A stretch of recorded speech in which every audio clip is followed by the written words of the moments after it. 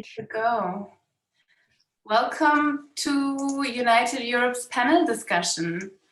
I'm thrilled to see so many of you joining the conversation. Thank you for coming. Today we're asking the question, why does diversity matter and whose problem is this to solve? Before we start the conversation, let me say a few words about United Europe.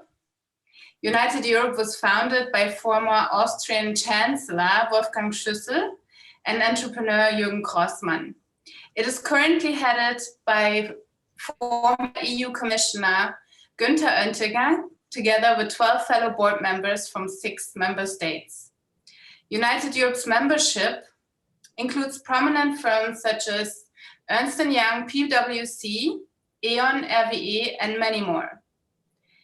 The aim of United Europe is to convene leading experts from business, industry, academia, and policymakers across Europe to develop solutions for a strong, competitive, and united Europe. I would like to pass on to my colleague, Rolf Pfeiffer, managing partner at Bernard &C, who's moderating the discussion tonight. Well, thank you very much, Daria, and welcome everyone. Good evening or good afternoon. It's probably not good morning for any one of you, but let's make it good evening and good afternoon because that should encompass all of us. Very good to have you here in this conversation, and I'm certainly very glad to be able to welcome such a distinguished panel of people who will provide a breadth of perspectives on the question of why does diversity matter and whose problem is this to solve. Where does this come from? In work that we've done recently, specifically for various clients, we were intrigued by finding interesting data. We have a number of studies conducted by very highly reputable organizations globally, who say that leaders in 9 out of 10 firms that have been surveyed say that they invest into diversity, equity, inclusion, and belonging. Leaders in 9 out of 10 firms say that diversity, equity, inclusion, and belonging is an important topic and that they pay attention to in various forms. The same surveys say that 3 out of 10 employees in these firms confirm that diversity, equity, inclusion, and belonging is important and that they notice the benefits of these initiatives. So there seems to be an intention-action gap that we believe we've identified. And this is even though many people agree that focusing on diversity, equity, inclusion, and belonging is first and foremost the right thing to do. There are studies by organizations such as McKinsey or BCG or Accenture who all find very clear benefit from making good investments into fostering diversity, equity, inclusion, and belonging in organizations, and how that increases the level of engagement of employees, how it improves innovation performance, and how eventually it improves financial performance. At the same time, there are a lot of people who don't seem to see those benefits in the way that they should and ought to see them. So we need to talk. And who would we like to include in the conversation? And this is an alphabetical order of first names, because we have to find one way or the other to do this. So we start with Adi. Adi is the Group Chief Executive of Common Purpose. We then have Anna-Christina Gronert, who is an author, a business angel, and also the chair of Charta der Vielfalt in Germany, one of, I believe, 27 organizations across Europe that focus on helping organizations improve on diversity, equity, inclusion, and belonging. We have Corinna Glenz, who is the Chief HR Officer of Helios Kliniken, and Francesco De Meo, who is the CEO of the same firm, and also a member of the board of Fresenius, one of the 30 biggest companies in Germany listed on the stock exchange, and Fresenius and Helios are a very large organization employing tens of thousands of people in an industries that have a very sort of diverse group of employees. We then have Jacqueline de Rojas, who is a Merrick mentor, the president of Tech UK, a non-executive director and an advocate for diversity and inclusion. And we have Pamela Lari, who is a professor and the director of education at the Institute of Coaching, an affiliate of McLean Hospital at Harvard Medical School. So we have a global perspective from different industries and different angles. And what I would like to ask you to do is for each of you to give us a short and concise introductory statement, and perhaps a reaction to the headline of the conversation. When you saw the headline, what was your first reaction? And maybe we can do this in alphabetical order. Later on, we're going to do this in reverse alphabetical order, or we just see how the conversation goes. So Adi, would you like to start? Thank you so much. Gosh, I've always wanted to be first in the queue, but probably not always. Look, it's lovely to see you again, Rolf. It's lovely to see some familiar faces. Francesco, lovely to see you again. I know, and there are others in the group who, some of you I can see and some of you I can't, who are I'm very closely involved with. Thank you for inviting me into this conversation, and delighted to be on this panel with people who are really kind of living and breathing this issue in their day-to-day lives. So why does this matter? It has to matter. I mean, anybody who says it doesn't matter, I think we have a problem. It matters because, I mean, just at a very simple level, without going into the legals and compliance and data and numbers, at a very human level, it matters. Because, we all live in a world which is constantly about crossing different kinds of boundaries, whether it's boundaries of gender, whether it's boundary of generation, whether it's sector, people's backgrounds, beliefs, specialism, values, etc. And whether we realize it or not, whether we do it consciously or unconsciously, we are constantly having to do that. And essentially at heart, that means embracing difference. So therefore, we have to find a way of not just accepting it for the sake of it, but humanizing it, because it is so fundamental and so core to all our existence. So therefore, I'm going to keep this response very philosophical, because I know we'll get into a lot more into detailed discussions at company level and, and demographic level, etc. So at a very human level, it matters. And to the second strand of the opening question, Rolf, which is around whose problem is it to solve? I'm going to completely flip that question on its head. It's no one's problem to solve, because it's everyone's problem to celebrate and see it as a positive thing. I think if we see it as a problem, then we have a problem.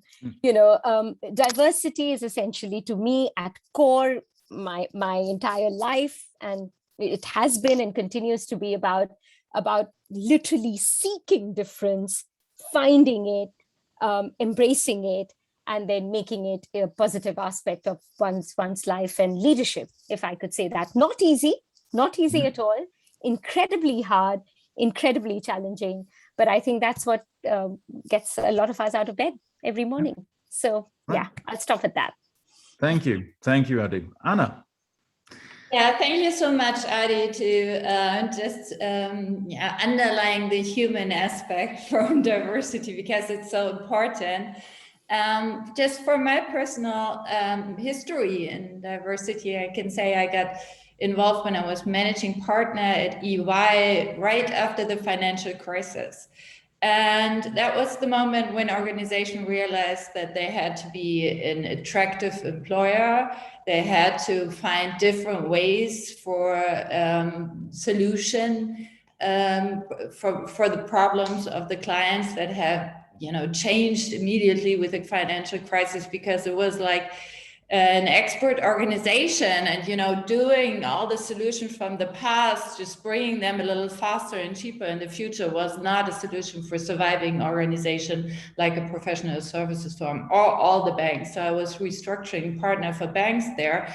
And that was the moment when everyone realized that you have to have all the perspectives in the room if you are in the solution making process, and you have to find a way to combine and moderate those different perspectives to have, you know, innovative solutions for the clients in the future. So I was, you know, starting at that point the whole diversity and purpose agenda from a very economic perspective. That's why I was thanking Adi, because of course we are all intrinsic motivated to have a human-centristic economy. And, you know, right now, after or within the pandemic, wherever we stand, it's the same way of crisis again. We have to rethink everything what we have been doing, and we have switched to different ways of working and different ways of communicating with each other. So what we can see from the Charter of Diversity perspectives, a lot of companies joining us. It's a platform from about 4,500 companies right now, you know, seeking for the solution you were just pointing out, you know, how do we work together in the future? And if we do our surveys, we say, you know, asking all those managers, they're convinced, as you just pointed out with the numbers, that diversity is the driver of the future. And then an economic driver in matters of creativity, innovation, answering the complex questions and finding a healthy, global, growing economy for the future. So for us, it's very important to discuss how to embed it. And we have an experience of 15 years, what kind of instruments we used. And we are right now, if we say, why is it in our numbers? Why do we know it logically, but we don't act on it the way we should do?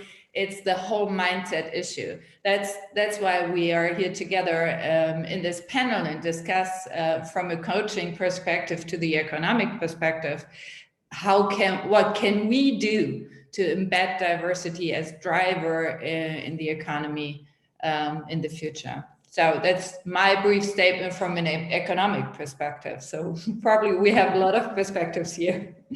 Thank you. I would hope so. Thank you very much, Anna. So over to Corinna and Francesco. So you probably have a bit of an individual statement, but maybe also a shared statement. So let's listen to you. What's your initial reaction to these two questions? Francesco, if it's okay for you, I will start. Okay. Yeah, because we have individual statements, so it's not a very good. It's diversity also on us. Okay. Yes, we live in a time when people change their place of residence for various reasons. We constantly meet people who are different from us, and we have this situation in our private environment as well as in our business area. And for this reason, diversity is something we encounter everywhere. To live well together and to collaborate successfully at work, it's very important that everyone finds a good way to handle diversity. I'm speaking not only as a private person today, but also as an HR manager. And in this function, it's important for me that we live diversity in the work world and can work well with one another. In my opinion, we have to solve the problem for all of us, but I'm especially part of solving the issue in our company and in our hospitals. I want to help ensure that all of our employees work well together. An example, there's a shortage of skilled workers in some professions in Germany. We also experience this in our hospitals, for example, with the nursing staff. And we have recruited almost 1,000 nurses abroad. And so as a responsible employer, we now have the task of integrating our colleagues from abroad successfully. Thanks. That's a big task indeed. Yep, it's me to continue. What shall I say, Rolf? Coming back to what has been said by Adi and Anna and also Corinna, if you think about human beings, it is a question of attitude, of respect, and to some extent of living together in a kind of team atmosphere. And we have to transport that on companies, on our business, as Corinna pointed out. What does it mean for a company business? For our, at Fresenius, run about 300,000 employees being worldwide. Or taking Helios, we are at the 120,000 being mainly in Europe. It is that we have the situation. So as you said, Adi, it's not to discuss about that. Because, for example, if we take some of our maximum care providers in Wuppertal, for example, we have run about 70 to 80 nationalities working there together. So taking that from the human being's perspective, it's a question of enforcing culture, enforcing the ability to accept others and to lose the fear of ourselves. If we think about the organization, it's more complicated. The easiest thing to do would be to let people do what they want to do. That's something we see in our team approach, as Corinna mentioned.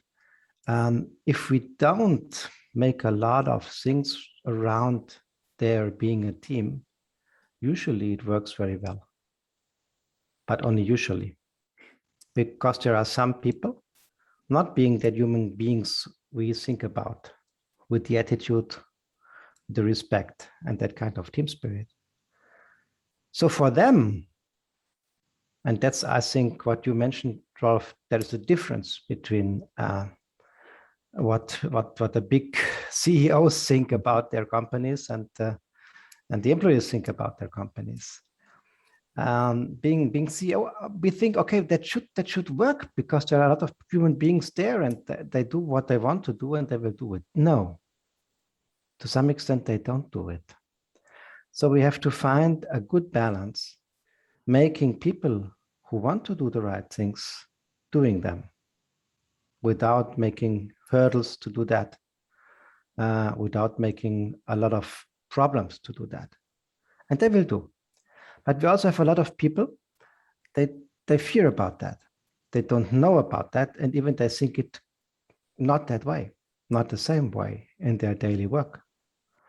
And for them, we should find a way that we say, you have to do what is needed to be done.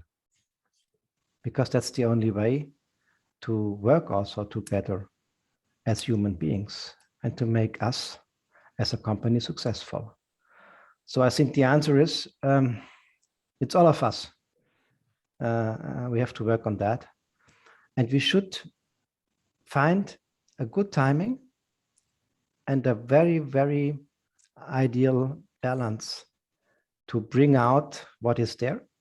So to let people do in our companies what they want to do, but also to make people do in our companies to some extent what they don't want to do. And if I think about you, Rolf, saying about the CEOs, I believe they have an easy view on that, thinking that all people should think it the way that they do what should be done without being enforced to do that.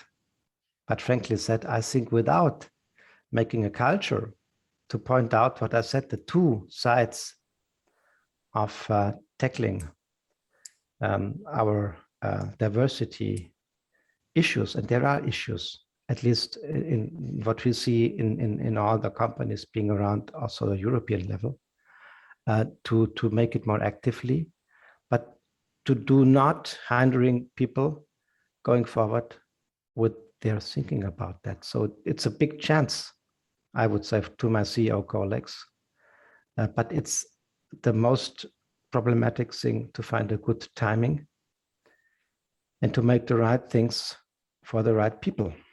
And that's not an easy solution. We usually like very much in figures, the 1 and the 0. It's more about the both-sided Janus, you know. So you have to look on the one side to do the right on that side, and you have to look on the other side to do the right also there. And that's nothing we are usually accustomed to in our companies, but I think it's worth to think about that. Thanks a lot. Thank you, Francesco. Jacqueline, let's hear from you. Hello, thank you for having me. As you might expect, I'm going to come at this from a technology perspective. But I'm very struck by what everyone else has said, particularly Adi at the beginning about celebrating difference, because when I think about the question, why does diversity matter? You know, I absolutely believe, as I think many other people do, that equality is a noble cause. You know, who amongst us doesn't believe that everybody should have an equal opportunity? So I think, of course, that's why it matters. And the humanity piece that Francesco was talking about is really important. And if that wasn't enough, the second reason I think it's important is because diverse teams actually make better business decisions 87% of the time, which is what Anna was talking about. And building that competitive advantage is where we're all going to get that opportunity for business to grasp the celebration of difference, in Adi's words. Fun fact, one woman on the board of a business can reduce the risk of bankruptcy by 20%. So that's just quite fun, you know, and given that women hold up half the sky, I celebrate that for sure. But I think what's on the top of my mind most is that because from a technology perspective, we are so dependent on a digital future now. And AI, artificial intelligence, the algorithm, machine learning can lead to positive outcomes most of the time, but it can equally lead to unintended consequences. And, you know, just a quick analogy, a doctor could not access the locker room at the gym. The swipe card wouldn't work, which they tried to fix several times. It turns out that the job title doctor was hard-coded as a male job title, and that's why she couldn't access the locker room. Now, that is such a small example of bias, but it's so endemic that, you know, we really have to watch out for this in tech, because if we had that example in the airline industry, for example, and a female pilot couldn't override an autopilot instruction, can you imagine the consequences? The loss of human life would be immense. And so if decisions are increasingly being made by algorithms, which decide whether you get an interview for a job or that loan or that place at university, we had better make sure that the people designing, building, testing, and implementing that technology represent all of our voices, because otherwise we will simply build a digital future that doesn't include everybody. And it is running exponentially ahead, and machines learn from each other. So that's why I think it's a massive imperative, as we all now build businesses where over 90% of all jobs have a digital aspect to them. This is all of our problem now. This is not a technology sector issue alone. And I want to also say that it's an opportunity to celebrate the difference, Adi, and to build that competitive advantage, Anna, and Francesco, to bring that humanity into our work and home life, which is blurring so much now. We might as well make it wonderful in both places. So that's why I believe it's important, because we can't uninvent technology. So we're going to have to do something a bit different. Absolutely. Thank you. Thank you very much, Jacqueline. Over to you, Pamela. The view from North America, if I may say that. Yes, absolutely. I really appreciate being here. I just have to say that I absolutely love the angle that Jacqueline took with the technology, because there's so many ways that passively we don't even realize the ways in which technology and those algorithms favor majority populations. And so I think that's so important. And I also want to see, I get the benefit of hearing what everybody had to say, but I also want to agree wholeheartedly with Adi in that you know, whether or not the question was intentionally posed this way, you know, whose problem is it? I agree wholeheartedly that diversity is a blessing and it's a gift. And so to really look at it from a different angle in terms of, rather than whose problem is it, but who's, you know, who's a part of this collective, you know, movement for inclusivity and bringing us all together. And for that, I would say, I'd say we all are, but at different levels, because we have those who have greater access. We have those who hold the keys. We have those who actually have the ability to open those doors for other people. And so I think it's important. We can all say, yes, all of us are responsible. All of us are responsible. But it's important for us to understand the different levels of power and privilege that we have when we're coming to the table and what we have the ability to do.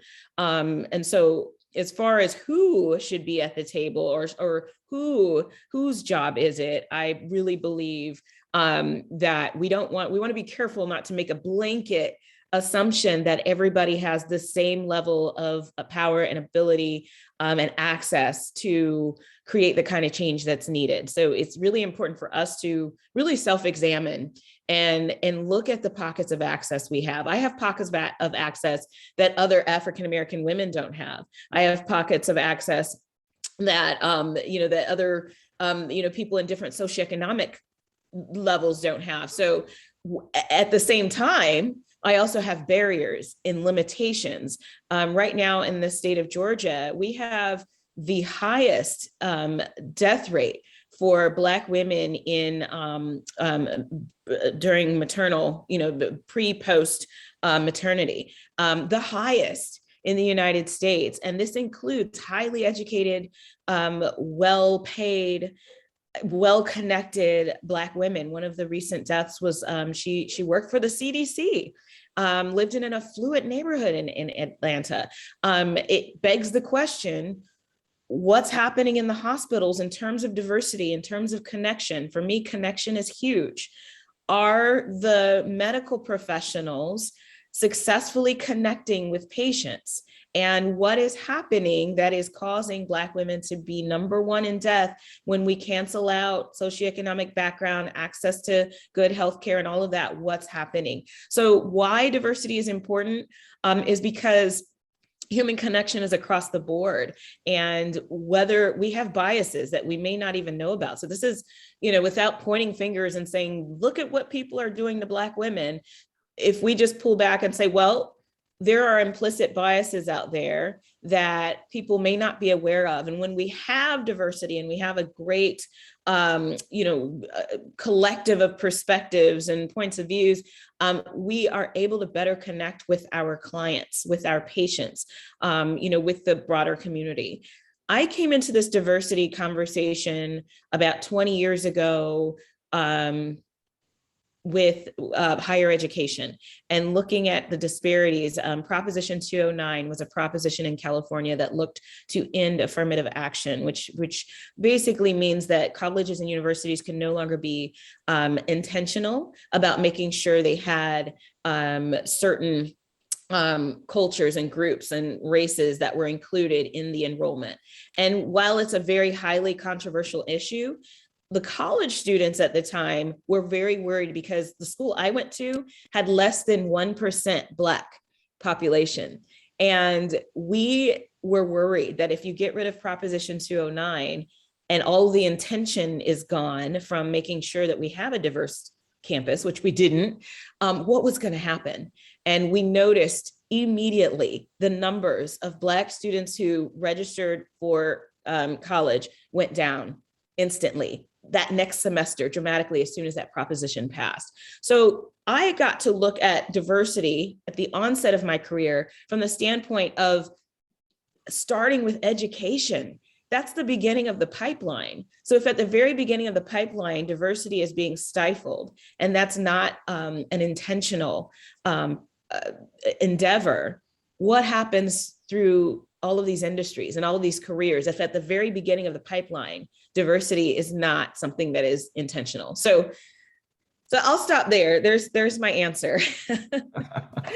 Thank you, Pamela. Now, I think there are two things that we can clearly see. There's already a very nice connection between all those of you who are on this panel, because you refer to one another. So I would certainly want to open this for a more of a flow of a conversation among you. So that's one thing. So I would like to invite you to react to what some of the other panelists have said. If you want to react to that, just unmute yourself and start talking. Also, I would like to invite the other participants in this session to either, if they have a question or they have a comment, put that into the chat, or perhaps just switch on your video if possible, raise your hand, participate in the conversation. If you have a question to the panel or to a specific panelist, please bring that up, please raise that either directly or by indicating to Daria that there is something that you'd like to raise, and maybe she can also then be the voice if you don't want to raise your question. So panelists, what are those things that you've heard from others that you'd like to react to, building further upon some of these ideas before we move into solution mode later on? Can I add something?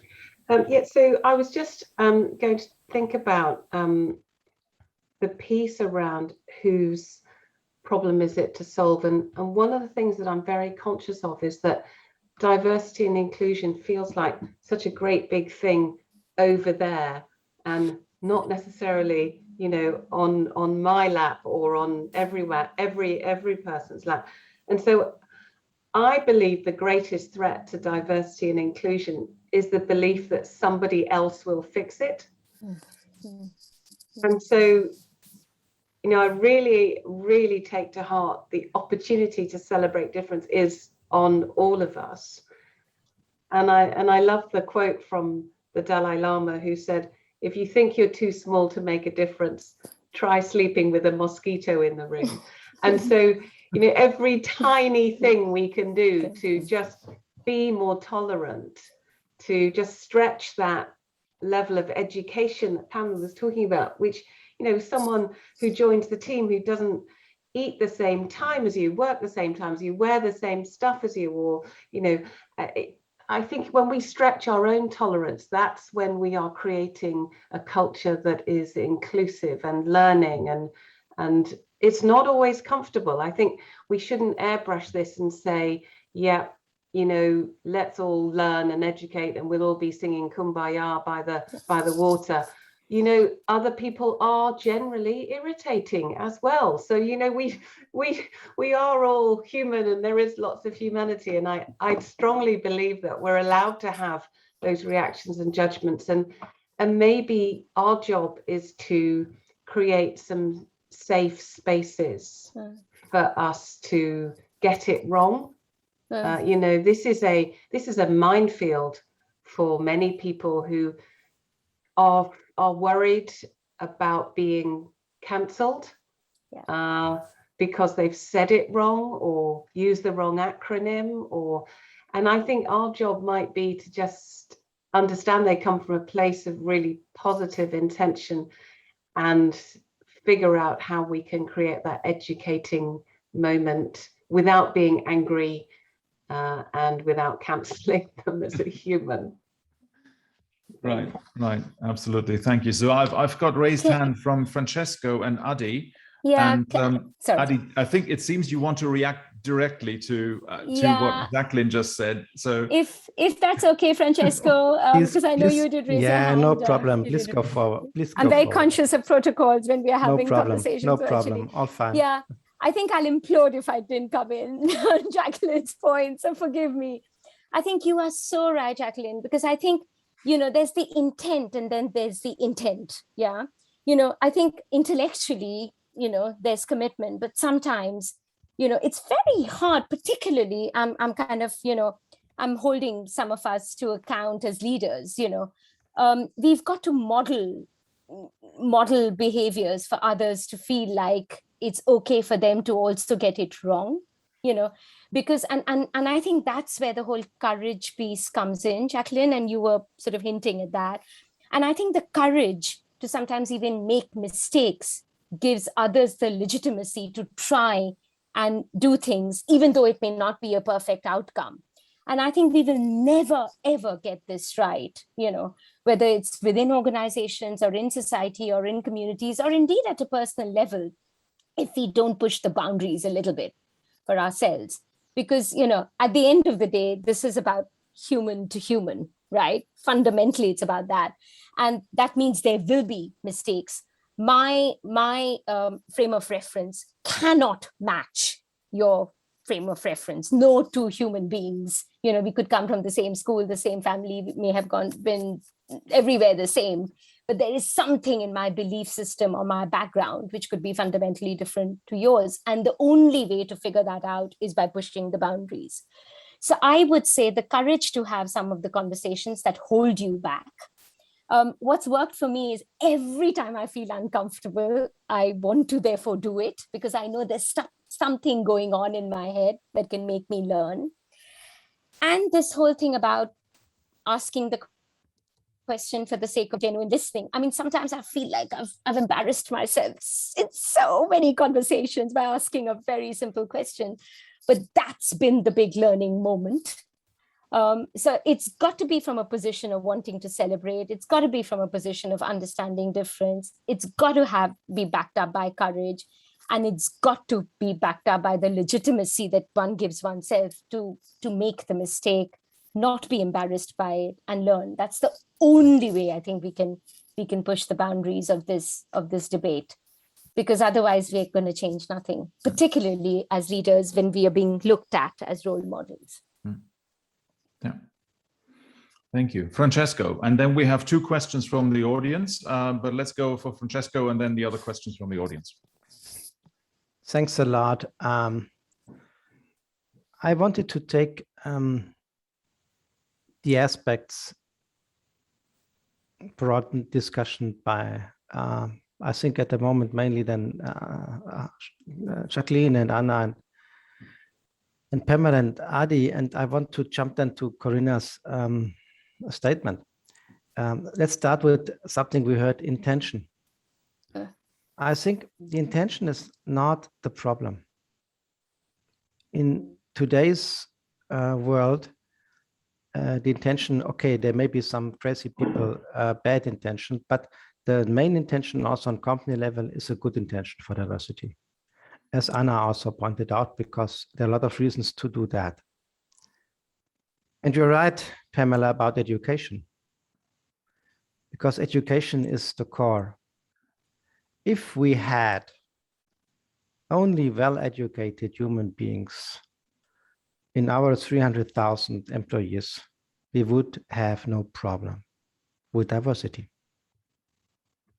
So something had not been done in the past, or nobody had thought about that. And therefore I say it's our task to educate people, because they can be educated also in our company.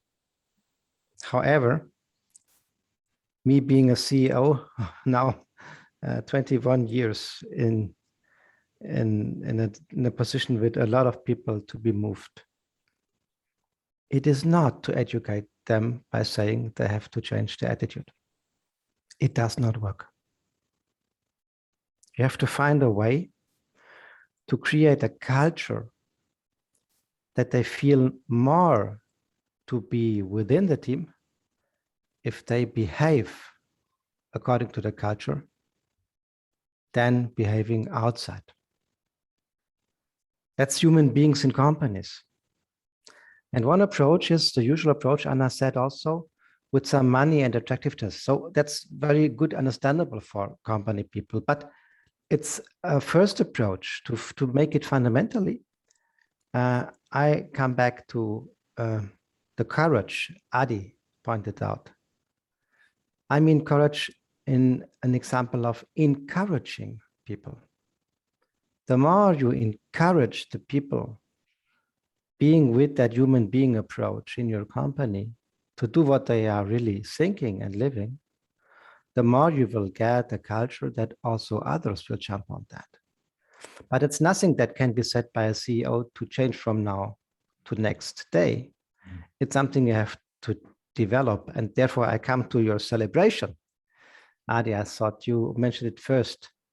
You have to celebrate that kind of culture to make a positive effect out of that, to make a positive atmosphere out of that, to make something that is felt to be something new, yes, but also felt to be something good, new, to be done in that company and bringing you and the people forward. So that's something you have to model. I come back to the model and to the modeling you also mentioned then. And what's the modeling, for example, and coming back to Corinna, she started with a team approach saying, please, let's make a kind of meeting culture among our diverse nationalities being there in our clinics. Let's start to make a cook event to explain why one person does not eat the one and the others do like the others. To make about the practical things an approach to change the understanding of the other person. So it's nobody refusing what I'm loving. It's somebody loving something else. Maybe I will also love it if I made that cooking event. So that's the way we started, Corinna. I tell you to think about that, to bring people together with that kind of celebrating and even modeling. And that's what we can do as a CEO or as a human resource chief, as Corinna, to model that, to bring that forward and to encourage the people to do that.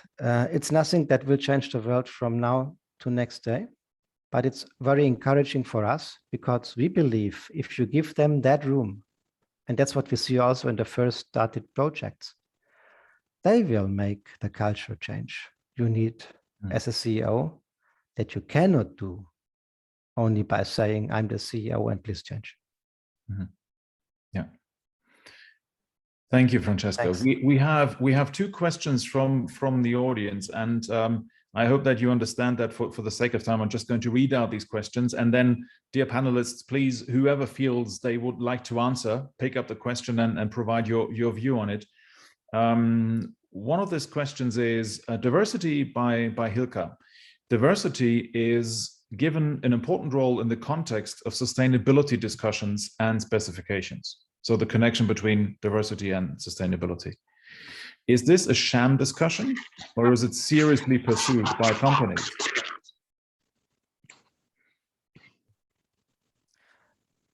Is there any answer that starts without "it depends"? No, I can oh, Anna, you want to do it? Please make you first. I give it a start, because just from the perspective of all the companies I'm working with right now, everyone is getting aware of diversity being a huge part in the ESG agenda. But I can tell you it's just the beginning, because you have diversity manager, usually you have them with HR.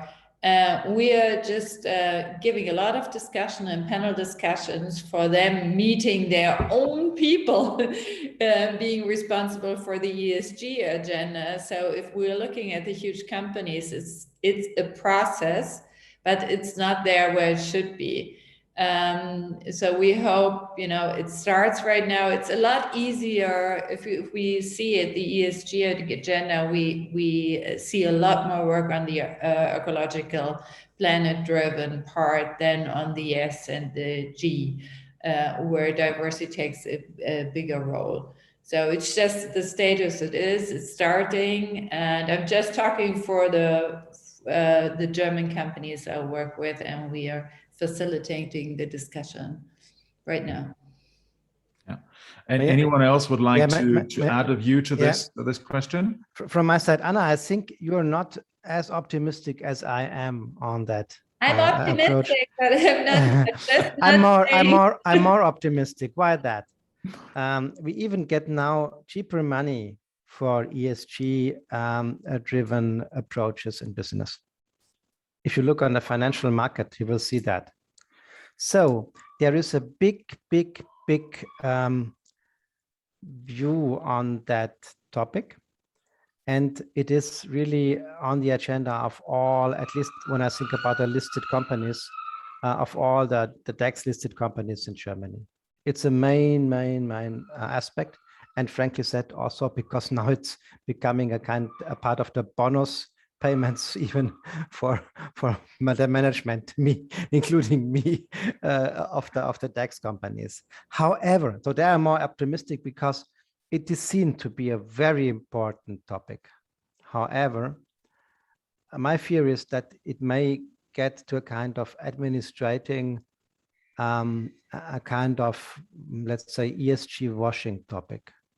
Because you know about that happens always. If topics come up like that, they all jump on that, but in real, they are not there.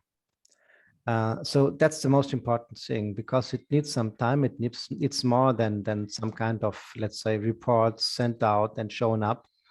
And there will be a difference between the real approaches and to the washing approaches. And that's my concern, that for the moment, I don't know what is real and what's washing. But as said, I'm optimistic because it's the biggest topic ever seen on all the listed companies. And therefore, it has a relevance for our business on that management level. Yeah. So we had the same agenda. I was just saying the money is looking for the ESG agenda, but the realistic, how the systemic integrated approach within the companies is still in the beginning. So as you just said, everyone is looking for, what do I write in my report to tick the box, but not, integrating the human centristic approach, because the planet and the human is just one approach for me.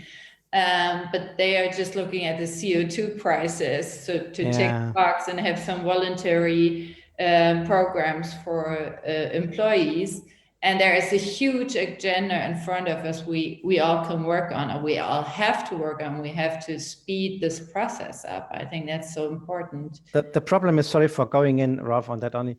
All my colleagues being there, and I discuss a lot with them, and you may know that I'm not really completely streamlined on that level of tax management. But they have that topic. The problem is they do not realize the relevance, and they look on the topic as a financial topic, or even worse, on the human being topic as a resource topic. So you must be attractive and all of those things. As long as people see themselves more to be treated that way because they are well estimated resources, it's completely different from the approach we discussed from the beginning here. So I think that's the main problem, that we must make that change, as you said, from a view being a more opportunistic view, making things and thinking about making more out of the resources or of reputational issues, up to a human being's view, that it doesn't matter, even if nobody reports on my things I do in the company, it should be something worth to be done. And I think that's the main issue we have at the moment. There I'm completely with you, but on that other level, they are faster and even more pressing on that than I saw really in all topics the last 5 years. Okay, we have Adi and Daria with their hands raised. So yeah. Let's No, Rose, I was just about to say, I think sometimes it's very easy to sort of, it's a bit of a damn if you don't do and damned if you don't kind of culture we're in at the minute. Sometimes the intention is there on the part of a lot of companies and leaders of companies to want to come in and do things. But because they're not 100% sure, they've not been able to dot all the I's and cross all the T's, it leads to inaction. And I think there's a danger of that too. So, the greenwashing example is one extreme, but the other example of inaction because of the fear of getting it wrong is massive, and because we obviously live in a culture now, social media, you even if your intention is right, but you get it wrong, you get blown away. So I think this is where I think that, I love your point when I said courage and you said encourage, Francisco, I'll remember that. I think this is where we've got to, if people have the right intentions, we've got to back them up. even if, I'm not sure everybody has the right intentions, but those who do, and we know they do, and for some reason there is inaction, we've got to back them up and encourage them to get it right. I mean, that's how all of us got to where we got to. Somebody backed us at the right time, in our life and careers along the way. So we've got to do the same for companies and the wider ecosystem. I think it's really important. Right. Absolutely. Daria and Jacqueline. Yes, thank you very much. I would like to ask the panelists what they think about the quota and whether that could be, in their opinion, be a solution. Whoever wants to take. I'll take that. Can I just add something before Pamela, which is related to the point before, which is that, intention, good or bad, it's an interesting question, isn't it? And I guess in my mind, does it matter? Because we've all got to start from somewhere in order to create momentum. And, I had a situation the other day where I had a group of really diverse young people joining an organization, and there was some very old, fuddy-duddy,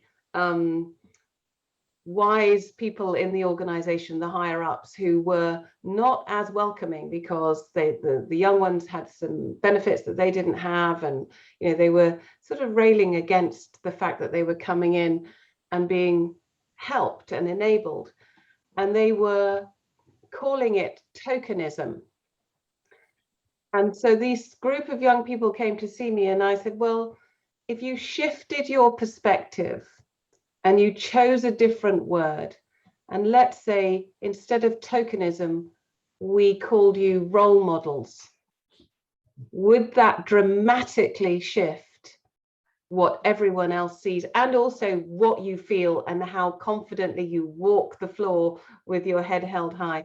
And honestly, I don't really care what the intention is, because I believe in momentum, and those antibodies come in and create that tipping point where sometimes, I think with some encouragement, that you can create really authentic outcomes by starting from nowhere, actually. And that's why I would say that language really matters, but you need some encouragement in the business as well. But I would just say I think it's important that they start from somewhere, and that can also be nowhere.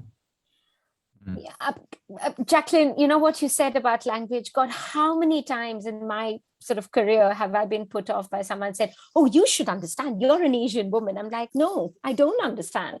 Are you talking to me because I'm a woman? Are you talking to me because I'm Asian? Can you just strip away these words and talk to me on a one-on-one, and maybe I will understand.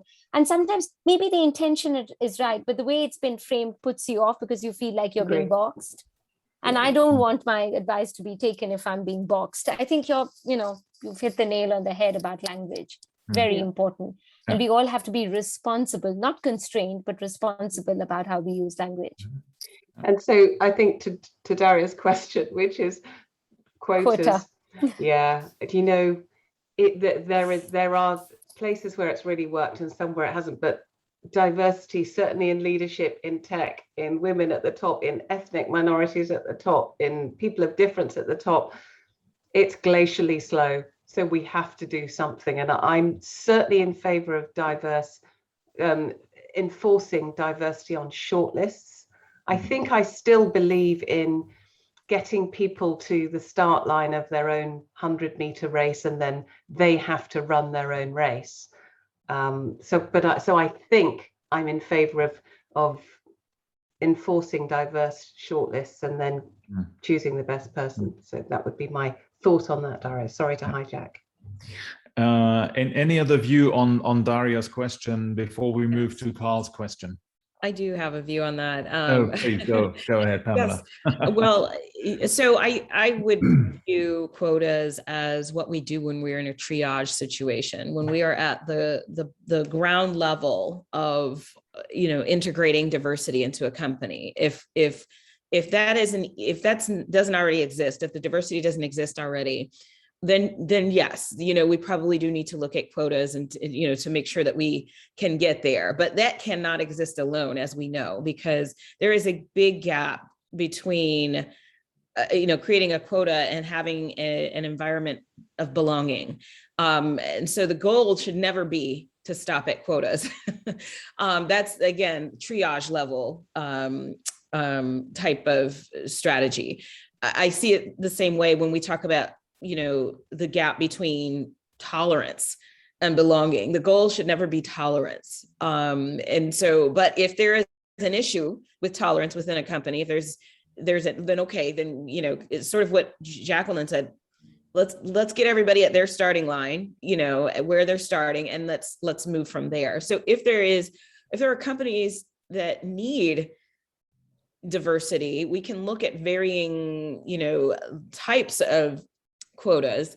But it definitely has a negative connotation, especially here in North America, in the United States specifically. And it's something people don't like to be forced to do. And I think that Francesco had mentioned not forcing people to do things. And so there is a lot that has to come along with the quota if that is something that has to be implemented.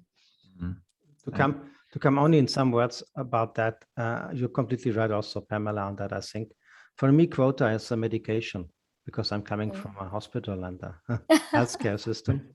It's a kind of medication, and you know about medication. It does help to make some symptoms not happen or not appearing, but it does not cure the illness. Exactly. So it's a medication, and it's useful. We use all medication. So the discussion whether yes or no doesn't matter if it helps to make some steps forward and to move. Why not? But it will not cure.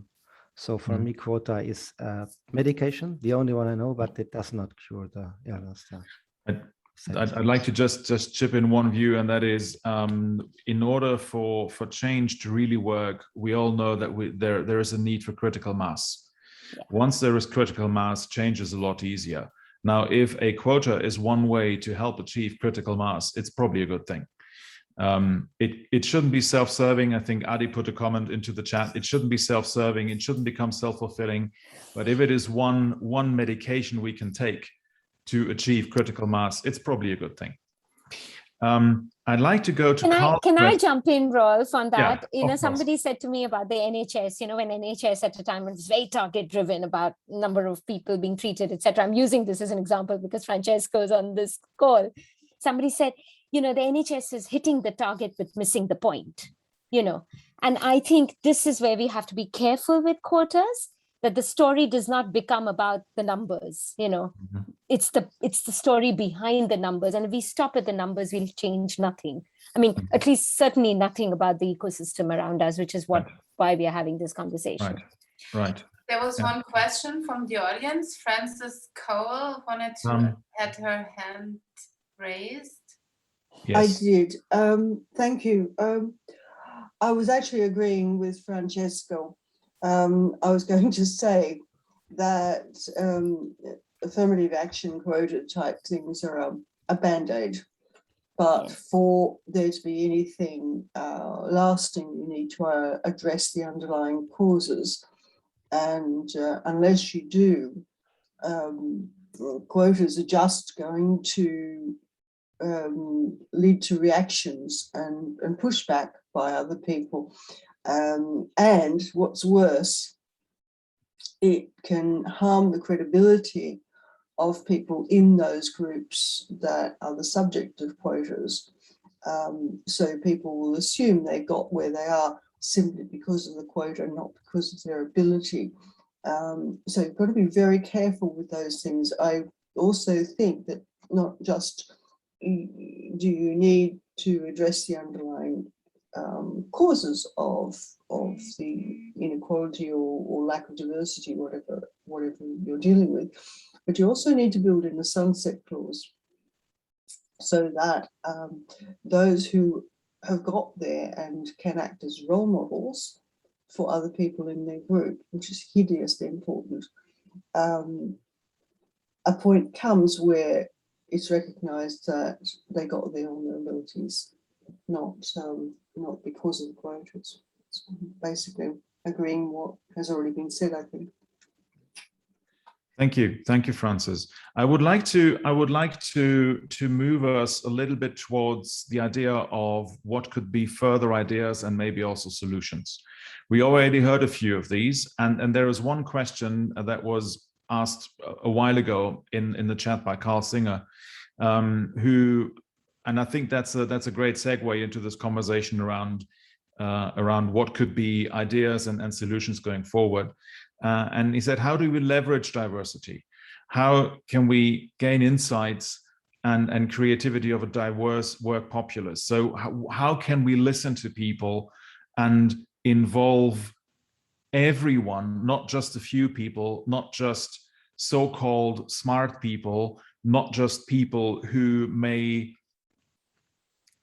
we may look towards, like Adi said, I'm going to ask you because you're an Asian woman and therefore you've got to know. Well, no, and that's maybe she does know for a number of other reasons, but not because she's an Asian woman. So in a way, how do we leverage diversity? How do we gain those insights, and how can that help us build some solutions? And I see, Jacqueline, you probably have your hand up because you want to provide an answer. I do. I have just a thought on this, and Carl, thank you for the question.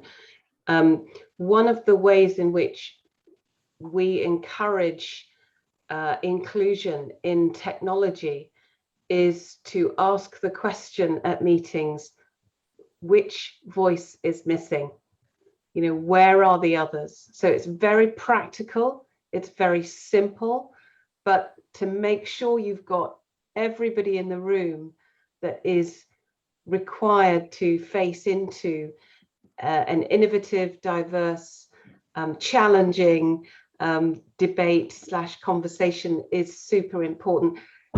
And to stop having these meetings where we all agree because we've got groupthink going on, that simple question, where are the others or who's missing, I think is so powerful and highly practical when you're practicing inclusion and want to leverage diversity. And remember, they're not comfortable conversations always. Right. And if I may add to this point, Jacqueline, the idea that diversity can be more or less visible, and the more visible characteristics usually are connected in this conversation to gender, gender identity, to color of skin, but they're much less connected to neurodiversity. They're much less connected to all of those things that make us be different from one another that aren't visible. Yeah. Personal histories, personal experiences that may have moved us into one direction or the other. And these will not be listened to unless we ask the open question that you propose. Which voice do we not hear? Who hasn't shared? What are we missing? And asking these questions with the genuine intent to listen to the answer. I think that's right. And it goes back to Corinna and Francesco's point around humanity and bringing people together, because sometimes you don't have to bring people together for an explicit reason other than to get to know them. Do you really know who you have on your teams? Do you know their story? Because people will surprise you. You know, how many times have you said in your life, did you know that Jacqueline is a trained hostage negotiator?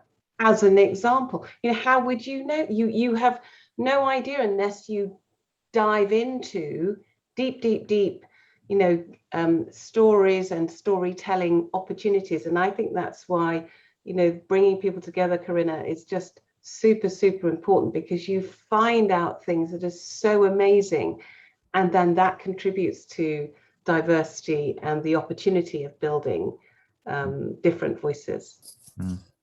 There's also, I think an idea, just briefly added, an idea by Joanna put in the chat a while ago, the idea of calling people in rather than calling people out, which goes in the same direction as this idea of whose voice haven't we heard yet? what's the point that we're still missing? So I think that's another opportunity to think differently, calling in rather than calling out. Pamela, you've raised your hand. Yes. One thing that I think is an important, what we don't always do in business is slow down. And to the point that Jacqueline was making about the storytelling and really getting to know who's in the room. I've had resistance to let's talk about how did we come to this company? What was your journey in getting here? What is your story? And the sentiment is like, can we just get to the business? This is a waste of time. And sometimes we do just need to slow down and formalize learning who's in the room and who is with us. And so the idea of narratives and learning each other's stories and who we are is a great idea if the organization, the team, the leaders are willing to take that time and slow down and not always be about the bottom line, because really that is part of the bottom line is understanding who's at the table, and then being able to then understand who's not at the table. So I just wanted to throw that in. Anna, did I see a reaction? Yeah, just from the organization, Pamela just said it, and Jacqueline said it as well. So celebrating differences, we came from that perspective. And we started like 10 years ago to celebrate the Diversity Day across organizations. So it was like, you say one day, you don't only celebrate one day, but you really bring it to the organization to take part of a celebration German-wide. And now we have the Diversity Month in Europe from all the charters organized and from all the organizations. So there is a way to frame something for someone who wants to do something within the own company where they don't have, their own network. They want to start something. That's why we started it. And by the time now we have a diversity challenge with all the young people from different companies working together to talk about what can we do in our organization from our personal perspective to, enlarge the groups talking about where do you come from. And Francesco just said it. Sometimes it's only that they cook together, or they go to the employee restaurant and say, today we celebrate all the differences in cooking within this company, and then the conversation starts. So this is how, from an organizational point of view, we started it 10 years ago. And by the time now we have about 40% of all employees in Germany participating in that. And it's just starting off the conversation to everyone. So it's this movement and this pushing, everyone can do something by just saying, I want to do something at the Diversity Day as well. So that's just helping to start the conversation within the companies. From my side, Ralph, if it's possible, only some sentences, also making it to some extent more personal. When I start to make my speeches, when I start to have a lot of leadership people with me around, I tell the stories about my personal experiences and about my life. And that changes a lot. If I start, for example, to talk about me being an Italian guy in the 60s in Germany, in nowhere in the rural region, it was not the time we have now. It was a starting time where Italians were not accepted very much. And even coming into management position, at the beginning, that pinball machine, okay, that pinball machine playing pinballs. So, when I was coming into the meeting, being the new management board member there, a colleague said, okay, what's that? And they went down to the floor and made that movement there. So what's that? And I said, okay, it's an Italian playing on a pinball machine. So the little Italian playing that way on a pinball machine. It's not that they wanted to hurt me, but it was the view as it was at that time. And if you start in such meetings, in such cookings, in such situations, even anytime we have the opportunity to talk about that and to show up that it doesn't matter what happened at that time, It doesn't matter what happened from then on. And what that has done with you and with the company. So I think that's the best situation and the best solution. You must create that atmosphere and that opportunity as much as possible to change things. And you must go out of your own personal comfort zone, telling the stories. And everybody of us has a story going, let's say, to that personal view, and that kind of coming out and showing that we even can talk about that. If a CEO talks about that experience and about that story, it's nothing bad. It's nothing secret. It's something reflecting people about, okay, maybe a good idea to tell what I'm not liking at the moment in the treatments, or what I don't like in my meetings or something like that. Mm. One part of the solution, maybe. It actually gives permission to people to talk about those moments and those situations and those experiences if it is started by the CEO. It's, in a way, it's sad that it's needed, but at the same time, let's celebrate the fact that there are these CEOs who tell these stories and thereby give permission to the organization to say, let's reassess our relationship to these stories, and maybe let's share some of them, because many of us have them. And specifically when you have lived and worked in a country which isn't your home country, then you immediately have these types of experiences. Adi, I see a raised hand. Yeah, no, I wanted to absolutely jump in on what you've said. You know, when you live and work in situations which are different from perhaps your comfort zone, I think what's uncomfortable, if individuals, indeed leaders, CEOs, talk about that more openly, it gives others permission to talk about things which may seem very simple, but actually quite powerful in the context of feeling included or not, or feeling belonging or not. I remember I went through a very difficult moment, and even now sharing this with you all, I find it quite hard. You know, when the whole Black Lives Matters movement was starting, and there was the thing, I wanted to say something, you know, as the head of the organization, but I was like, how can I do that? Because it could be seen as a knee-jerk reaction, you know. So there was something in my own head that was stopping me from what I felt was doing the right thing, but I just didn't feel I had the courage. And then we did something, and I thought what we did was good, because it brought people together, and we had some really important conversations. And in that conversation, I actually somehow had the courage to say, I found it very hard to do this. And that opened a whole lot of other stories from others about what they found hard in the context of feeling included in an organization. So I think there are these moments in all our lives which I feel mustn't miss, because they can create massive moments of change. I mean, there's always the risk of getting them wrong, but I'm sure we learn something from them. Right.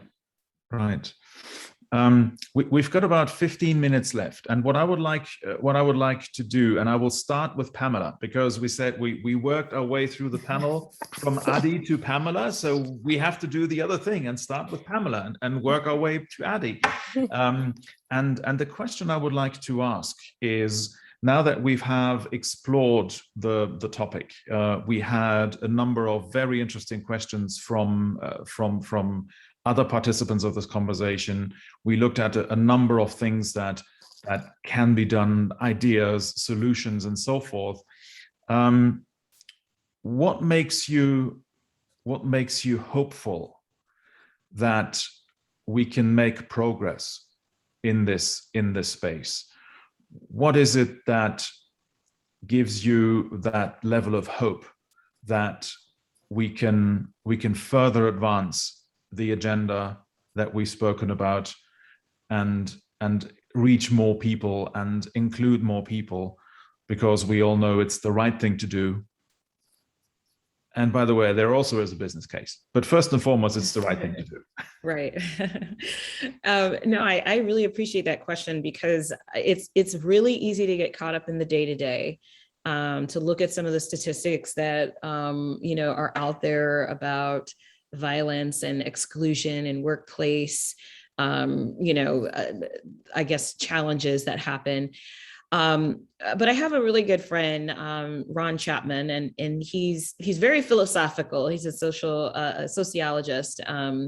And one of the things that he has reminded me is that the arc of humanity is always bending upwards, even if it feels like the bend is really, it doesn't look like it's really bending, that arc is always bending upwards, because just inherent to humanity is the desire to fight injustice, is the desire to, seek joy, to seek, safety. And we're never going to stop doing that. There will always be people who try to jeopardize that, and that is due to their own wounds, due to their own traumas. But as the rest of us pursue our joy and pursue our dreams, pursue safety, it really does lift the entirety, the whole of humanity.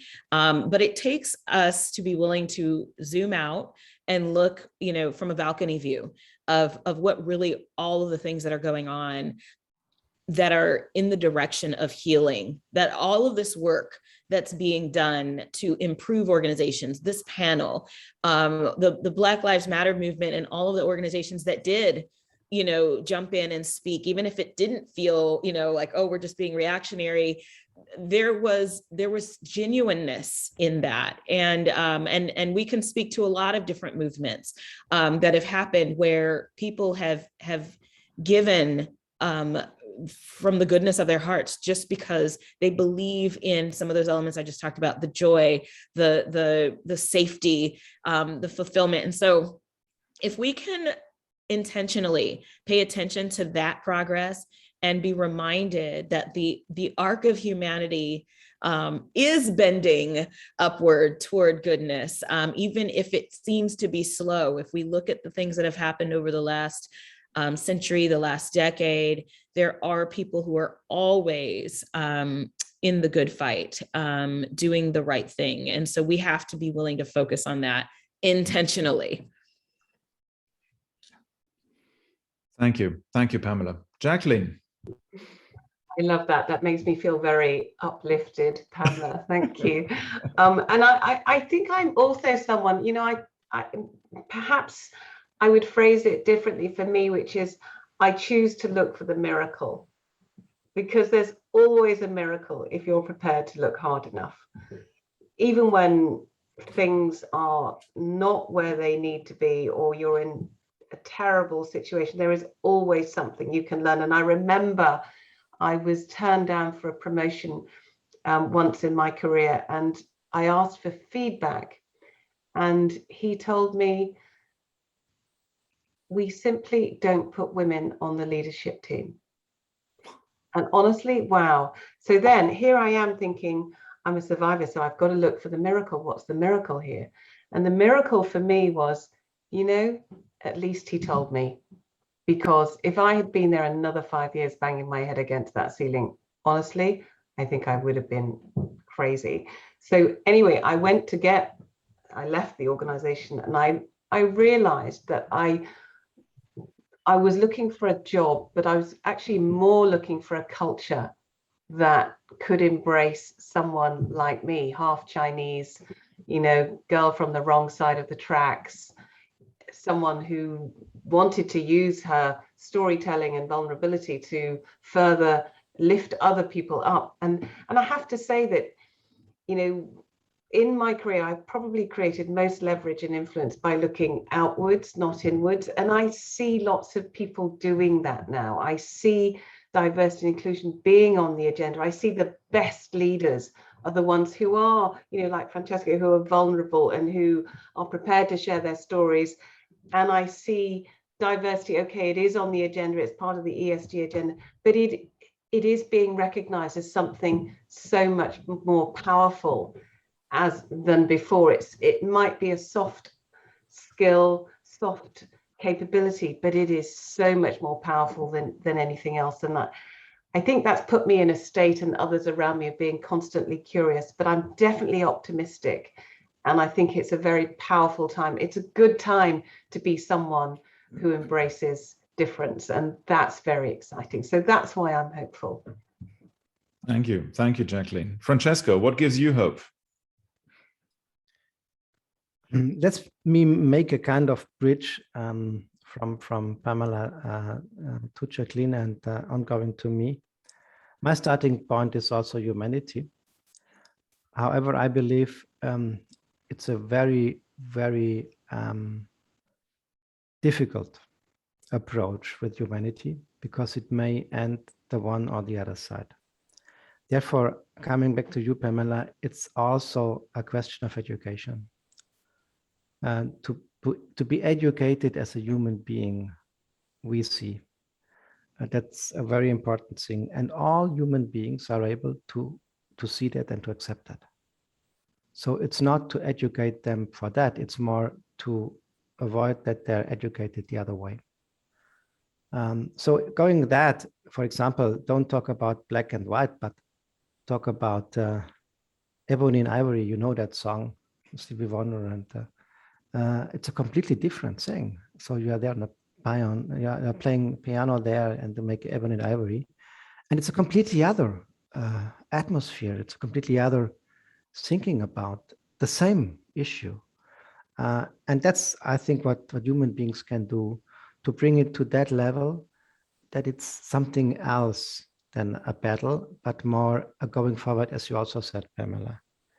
And we all are, that's my strong belief, aiming for harmony. So it's the same you saw in that song, Ebony Ivory, to harmony, because that's a big, big thing if you bring teams together. They do not want, even if they start on a team event, thinking bad about the other. No? Okay, I don't know what they are thinking, and they don't did the same things and all of that. After such kind of meeting, you feel that kind of harmonization coming from the human contact, because they are not longer something else. There's a human being making things that way, and you make it that way, and it's interesting perhaps to make it the other way. So I believe on education, contact, that kind of team spirit coming up and showing up that humanity we are talking about. And therefore, if we put that on the one place and we think about the personal, it's my personal and also your personal, but also the long-term success, as Anna said, in societies and in companies with such an approach, I'm completely sure that there will be always a better world going forward with that. Thank you, Francesco. Corinna, what gives you hope? I'm hopeful because when we started with diversity in our company, and we looked that we built a team, and it was very easy to find people to work with me in this team. And I think this is the first small miracle, because they all do it on top of their normal job. And then we made in the last weeks a survey, and we asked in our hospitals who has already small projects with the topic diversity in their hospitals. And we got some answers, and there are really some good projects. And now we have in Francesco 6 weeks, a very big meeting with 1,000 leaders, head doctors and general managers and so on. And we have the opportunity to present some of this project. Anna, you will join us in this meeting. I'm very grateful, thankful that you do that. And I think this is a very good opportunity to show what we are doing and to convince perhaps other persons, or to encourage them. And so I'm hopeful, yes. And I'm hopeful because I have a CEO, Francesco, who sees the possibilities and helps me to bring diversity and the good and to solve our problems in this issue. And so, yes, I think we'll do a good job on this. Thank you. Anna, what gives you hope? It's pretty easy to be hopeful to be on this panel, because seeing and talking to you gives me a lot more hope. But I'm on this journey since 15 years now, as managing partner at EY, as board member of Allianz, in this non-profit organization, Charter of Diversity. It's a non-profit organization. And I've been talking to so many leaders. So Francesco, praise you, because you're just describing to vulnerability, authentic leader, having empathy and integrity. And those are the elements for new leadership. And therefore, you have to preach to the rest of the crowd, because I've seen what you have described as well, people just taking the shortcut by, reporting things or winning awards of, diversity organizations right now are popping up everywhere. Strategic advisory firms giving awards and letting, pay the company for the awards on the other side. So me as a non-profit organization goes like, no, don't do that, because it's just not underlying the cause.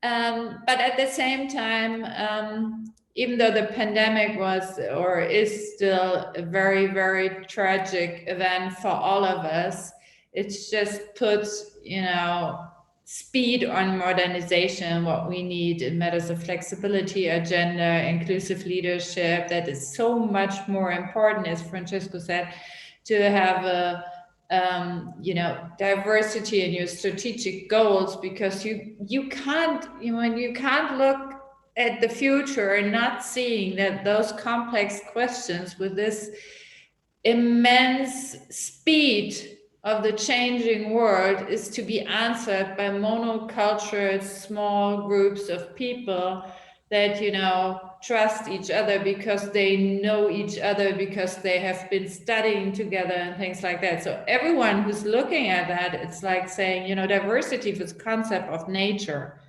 And monoculture always dies. It's not resilience, it's not learning, it's not adapting to changing environment. So right now, with what we have seen last year and this year, it's just so obvious that makes me hopeful that even the last one just saying I'm doing the tick the box thing is just going on the Jacqueline agenda, saying I'd start somewhere. And we are there, we'll open up our arms and say, start wherever you want to start. We just go with you.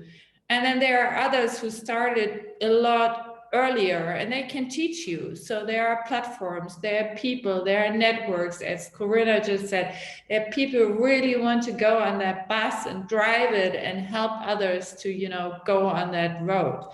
So that makes me hopeful, even though sometimes I need a panel like that to motivate me, saying, just move on, go on. And, like you invite me to your leadership conference saying, I can't be there. There is a movement going on. It's still moving. So please invite me again so we can talk all together and be inclusive group of people that help others to move. But it's a marathon. It's not, it's not a sprint. It's not just one instrument. It's a portfolio of instruments. And we need the role models like Francesco and the top leadership, because that is just changing the agenda, the top leadership. If that is not authentic, then you can build up within your organization and somewhere it's just doing something, excluding people from an agenda. And everyone is sitting there while I'm doing that. So if the organizational culture is not lived by the top management, we can, put all the instruments, quota and everything in place. It won't work of being a learning culture and a future-oriented organization. So that was negative again. So hopeful because I've been with you today. Thank you, Anna. Adi, what gives you hope? I'm conscious we've hit time, so I mustn't take more than half a minute. I think hope is all we've got, Rolf. So can't give up on that. And I'm definitely not giving up on that at all. I think, look, I think all our journeys, all our individual and collective journeys give me a lot of hope. My own lived experience, gives me a lot of hope. There have been moments where it could have gone the other way, but it didn't. And as I keep saying, if we all are honest with ourselves, there's always someone in our life, more than one, who's backed us, supported us, held the ground for us when it felt very shaky. So I think, as humans, we get us into certain situations, but we also have that innate ability to get out of it. So that gives me hope. So the human race gives me hope. I'm very philosophical, but I think fundamentally all our purpose gives me hope. I know deep down what matters to me as an individual, as a mother, as a woman, as a daughter, as many different identities that I wear, and I think and hold very dearly. And I think if we value each one of that for what it's worth, that's what gives me hope. Thank you. Thank you very much. Which leaves me time to say thank you very much to all of these wonderful individuals who have contributed to this conversation, the panelists, the distinguished panelists, the esteemed panelists, everybody else who has had questions and comments and remarks and pushed us to develop new ideas and solutions and many statements of hope. Thank you very much indeed for spending time with us, for giving your ideas and your energy, and that gives me a lot of hope. And with that, I'd like to hand it back to Daria. Well, nothing left to say except thank you, dear panelists, and thank you to the audience, and everyone have a good evening. Thank you. Thank you, all of Thank you. you very much. Thanks a lot Bye-bye. to all of you. Thank you. Thanks. Bye-bye. Thank you. Thanks a lot. Bye-bye.